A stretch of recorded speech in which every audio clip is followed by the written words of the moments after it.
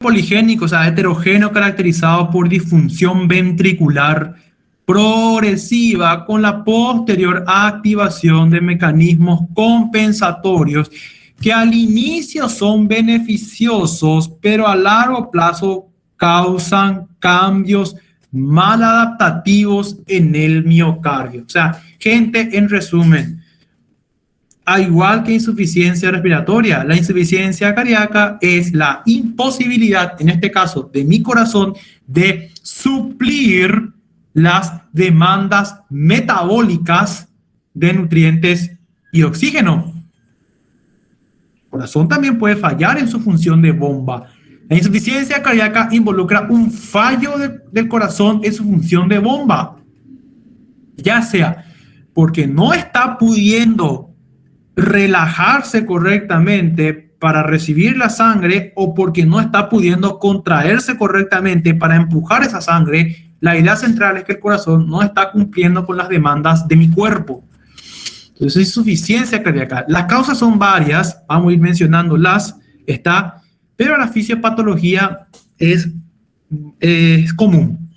Aquí el principal problema en la fisiopatología de la enfermedad, gente, es que los cambios adaptativos que ocurren en un principio van a terminar siendo más perjudiciales que beneficiosos y van a terminar en lo que vendría a ser el remodelado ventricular. Entonces, lo que nosotros queremos evitar es la fisiopatología de esta enfermedad con el tratamiento farmacológico que hoy tenemos para estos enfermos. No queremos que hagan un remodelado ventricular, no queremos que su ventrículo cambie en su anatomohistología a consecuencia de esta insuficiencia, porque ya hemos comentado que el corazón se va a adaptar, pero va a llegar un momento en que estos cambios adaptativos van a ser más perjudiciales a consecuencia de que el ventrículo se ha remodelado, ha cambiado su anatomohistología con la intención de ofrecer un cambio ante esta insuficiencia. El corazón muy musculoso, o sea, una hipertrofia o un corazón muy dilatado, ventrículo hablo, porque hablamos de disfunción ventricular, gente, no de auricular, no se habla de una... Es muy raro hablar de una insuficiencia cardíaca auricular. Nosotros ya sabemos que las aurículas contribuyen menos del 20 a 25% de lo que es la contracción, o sea, la patada auricular para la expulsión de la sangre a los ventrículos. Es muy poco, gente. Por lo tanto, hablar de insuficiencia auricular medio que no tiene sentido. Hablamos de insuficiencia cardíaca y nos referimos a la disfunción ventricular por concepto. Fíjense, gente, activación neurohormonal, hiperactividad simpática dirigida al corazón y al riñón, el estiramiento mecánico incrementado del ventrículo izquierdo, hipertrofia de los cardiomiocitos y estrés de la pared asociada con dilatación ventricular. Representan los principales mediadores de la progresión de la enfermedad. Entonces, estos son los cambios adaptativos, gente, que van ocurriendo a lo largo de la enfermedad que terminan en la remodelación ventricular, hipertrofia y dilatación ventricular. ¿Está? Vamos a poner un ejemplo.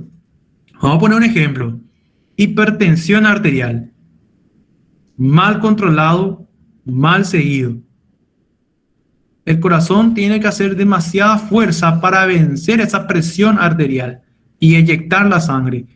A la larga, hay cambios adaptativos en el ventrículo izquierdo que van a hacer que mi ventrículo izquierdo tenga hoy más fuerza para empujar esa sangre contra esa arteria aorta muy aumentada en presión. Hay una cardiopatía hipertrófica ventricular, ¿sí? En este caso, patológica que compensa el exceso de presión. O alcoholismo, sobrecarga hídrica, ¿sí? Aumento de la carga sobre el ventrículo y la posterior distensión de su pared. e hipertrofia ahora excéntrica, dilatación ventricular. En ambos casos, un corazón muy musculoso o un corazón muy gordo, en ambas situaciones, digo gordo, pero en realidad es dilatado, en ambas situaciones el corazón ya no se va a contraer y no se va a relajar como debería. Es tan musculoso ese corazón que ya no se puede relajar como antes. Es tan gordito ese corazón que ya no se puede contraer como antes. Entonces, gente, ya no consigue suplir las demandas metabólicas del organismo y eso es insuficiencia cardíaca. La insuficiencia cardíaca entonces es de diagnóstico clínico, gente. La insuficiencia cardíaca es de diagnóstico clínico. Hay un grupo de signos y síntomas asociados a los factores de riesgo cardiovascular que a mí me permiten catalogarle a ese enfermo como insuficiente cardíaco, sello y firma, sin tener ningún método auxiliar de diagnóstico. Claro que hoy en pleno 2021 hay ciertas opciones terapéuticas de diagnóstico. Yo le puedo pedir ProBNP para tratar de evidenciar ese grado de distensibilidad miocárdica. Yo le puedo pedir una radiografía de tórax para ver en realidad un corazón aumentado de tamaño. Yo le puedo pedir un ecocardiograma para ver un poquito esa fracción de eyección y tratar de determinar insuficiencia ventricular. Hoy, en pleno 2021, hay una innumerable métodos de diagnóstico que a mí me permiten apoyar mi diagnóstico. Pero, gente, la insuficiencia cardíaca es diagnóstico clínico. Eso tiene que meterse en la cabeza.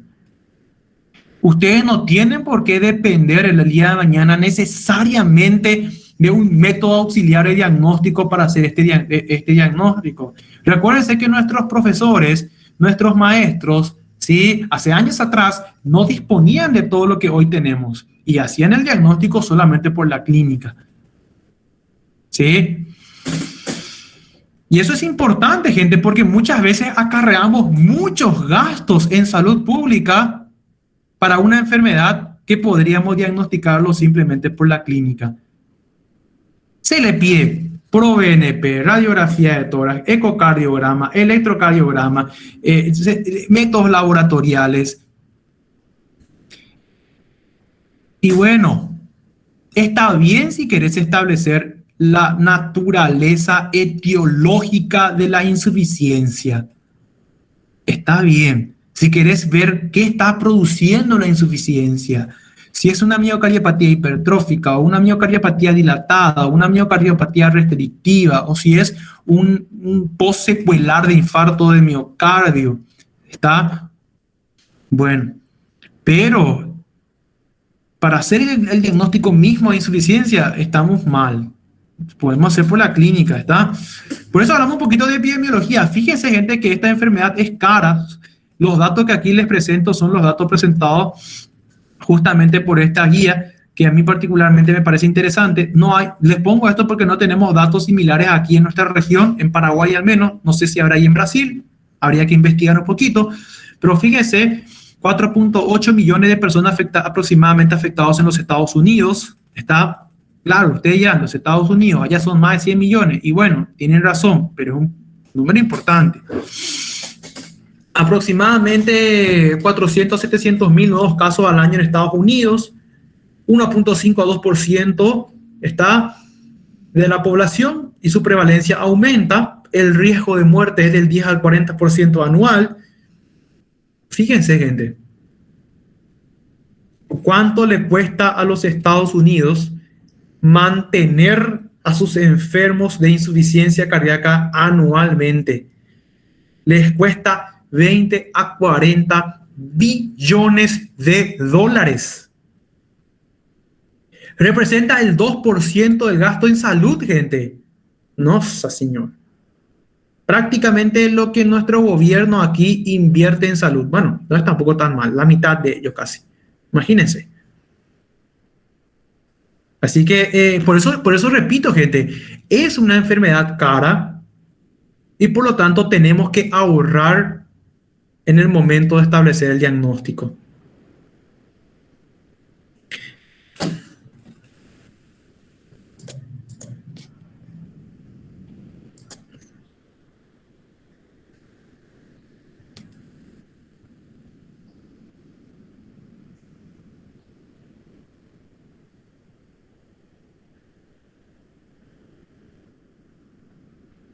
Nossa, ya tuve crisis de pánico por tanto escuchar gritos de profesores. ¿Quién es lo que les grita tanto a ustedes? Hay profesores que les gritan tanto así, gente, que tienen crisis de pánico de tanto oír gritos de profesores. No sé.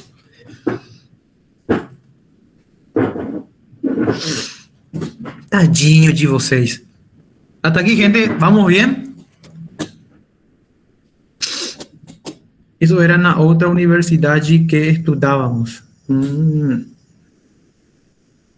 Judiação. Judiação, ¿verdad? Así es. Fíjense, fisiopatología de la insuficiencia cardíaca. Insuficiencia cardíaca con gasto elevado. Y aquí vamos a ir estudiando las diferentes formas de clasificación de la insuficiencia cardíaca. Insuficiencia cardíaca de gasto elevado, de gasto bajo. Insuficiencia cardíaca derecha, insuficiencia izquierda. Insuficiencia sistólica, insuficiencia diastólica. ¿Está? Entonces, vamos a ir viendo insuficiencia compensada, insuficiencia cardíaca descompensada. Entonces, hay varias formas de clasificar esta enfermedad. Nosotros vamos a ver simplemente lo más frecuente. Quiero terminar con ustedes por hoy revisando un poquito este esquema. Yo creo que es imposible no entender, sumamente sencillo. Fíjense, la insuficiencia cardíaca con gasto elevado y la insuficiencia cardíaca con gasto bajo. En ambas situaciones hay una disminución de la presión arterial. En el primero, a consecuencia de la disminución de la resistencia vascular sistémica, y en este segundo, a consecuencia de una disminución del gasto cardíaco. Ustedes ya saben ya que presión es igual a gasto por resistencia. Entonces, si disminuyen ambos, disminuye la presión arterial, gente, ¿está? Esto disminuye la plenitud de la circulación arterial, que aumenta la actividad de mi simpático para tratar de compensar esta deficiencia, aumentando la actividad del sistema renina-angiotensina-aldosterona y aumentando la liberación de antidiurética, de vasopresina, con la intención, ustedes ya saben lo que hace el sistema renina-angiotensina, liberar aldosterona y promover la reabsorción de sodio y agua, disminuye la excreción de sodio y agua, o dicho de otra manera, reabsorbe sodio y agua, con la intención de levantar esa volemia y esa presión arterial que está cayendo a consecuencia de esta insuficiencia. Aumentar la liberación de antidiurética para ahorrar agua, aumentar volemia y aumentar esta presión, gente. O sea, hay alteraciones hemodinámicas, ¿sí? Y hay una disminución de la reabsorción de sodio, de la excreción de sodio y agua a consecuencia de la actividad del simpático desencadenado por el descenso de presión. Ustedes saben que el método más fácil y más rápido de regular esa caída de presión es mediante la activación del simpático. Es el método más rápido. Y el método más lento es justamente la de la actividad del sistema renina-angiotensina y la liberación de vasopresina. Gente, hasta aquí. ¿Alguna duda?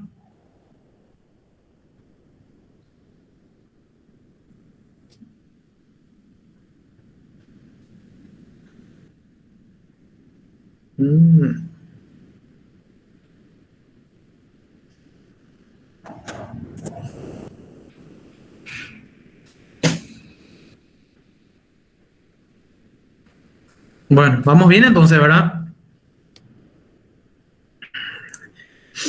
Bueno, dejamos hasta aquí, gente. Si mal no recuerdo, no sé si era en esta sección que había gente que quería dejar claro algunas secciones del examen. Les escucho para los que tengan duda. Antes que nada, hay una pregunta que ya he anulado porque en realidad sí habían dos respuestas. Era la pregunta para los que les salió en el examen, era la pregunta de neutropenias. ¿Está?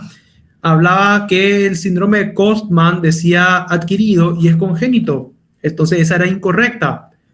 ¿Sí? Y en otra alternativa hablaba sobre justamente la aplasia medular, la neutropenia farmacológica. Son adquiridas centrales, periféricas, decía. y es central. Entonces, en realidad había dos alternativas incorrectas, pedía la incorrecta y había dos incorrectas. Entonces, gente, esa alternativa está anulada, o sea, es punto para todos, ¿está? Así que eso quiero dejar bien claro.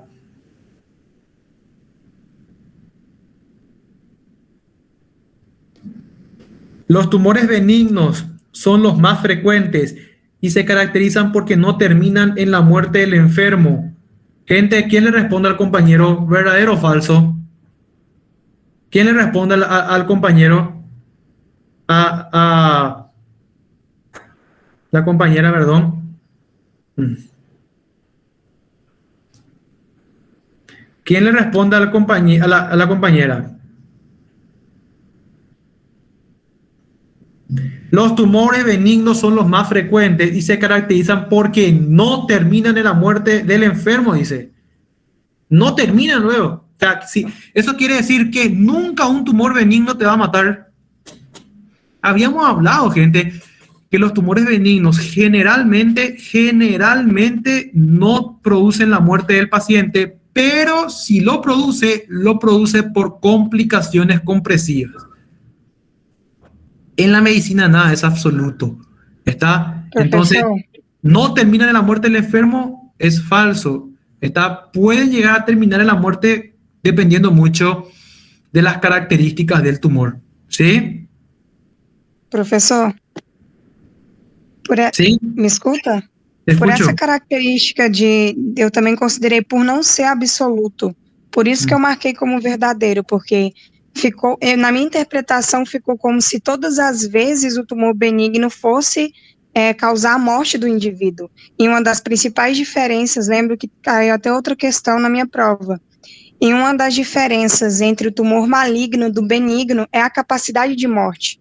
Então, eu levei como consideração que o benigno, ele, se tivesse na questão, por exemplo, em algumas ocasiões pode causar morte, aí eu colocaria como verdadeiro, por exemplo, também, né? Mas eu coloquei como verdadeiro porque eu levei como critério, por ser benigno, pera só um segundo, tá passando uma moto. Eu marquei verdadeira porque levei como critério de não ser absoluto que sempre vai causar morte, e uma das características de diferenciação entre o maligno y el benigno es la capacidad de muerte. Así mismo, tenés razón, Victoria, está bien. Significa que el conocimiento lo tenés, has entendido bien el conocimiento y la esencia de la información. Tu error fue en la interpretación del examen, ¿está? Pero en la interpretación del examen fue donde te equivocaste. La respuesta es falsa, evidentemente, porque no es una característica peculiar de un tumor benigno. O sea, un tumor benigno puede terminar en el óbito del sujeto. Está bien, ¿se entiende? Bueno, ¿nadie más tiene ninguna duda sobre el examen?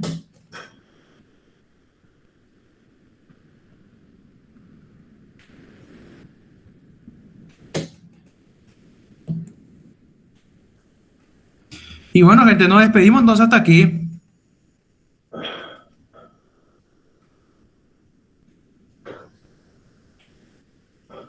Fue un gusto, nos vemos la siguiente semana. ¿Está? Buen estudio.